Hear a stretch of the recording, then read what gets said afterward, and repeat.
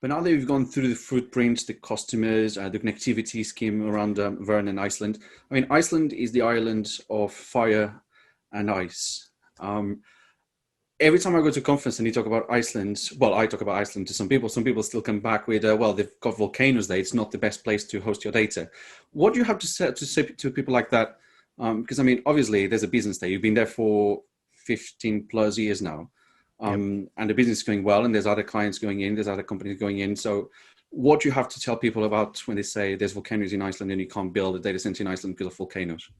Sure. Well, I mean, we purposely went there for a reason, right? You Mm. said fire and ice. It kind of sums it up nicely, right? It's a great opportunity to be in a location where there's 100% renewable generation. So that's first off. And with the geothermal opportunity, there is. I don't like the term limitless because there's always a limit to things, but there's a very large expansion capacity for us to grow in terms of, with the local providers of power in terms of generation. So we like the scale. And so what I would say to people is, if you like the ability to scale and you like low cost power, then Iceland is something that should be on your radar. Yes, there are volcanoes, but I would also counter that there are risks anywhere you put a data center. I've put data centers all over the world, and I'm yet to find the place where you have zero risks. It just doesn't happen. It also just so happens that we decided, this goes back to 2006, which predates me a little bit, but just after NATO pulled their flag down and handed their campus, their allied command base, they handed that back to Iceland. It wasn't very long after that Verne Global decided that was an optimal location. And I can tell you that NATO did not choose that location out of a whim. We're actually geologically isolated from in the areas in Iceland where there is volcanic activity.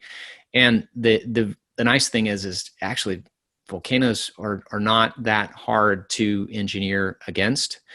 We use cooling systems that can operate completely closed loop, which prevents this. And I fully expect the next few generations of compute, we're going to, at least in the high intensity computing side, we should be moving over to direct liquid, which even further allows us to isolate that infrastructure. So, and I should also mention, as you said, we've operated there for, well in excess of a decade. And, there've been, 4 events that have been ongoing at the time, during that time. And we've operated normally. We've never had any impact to operations or infrastructure, upstream on campus. So it's a great opportunity, and we've been able to, engineer successfully around the concerns that some people might have.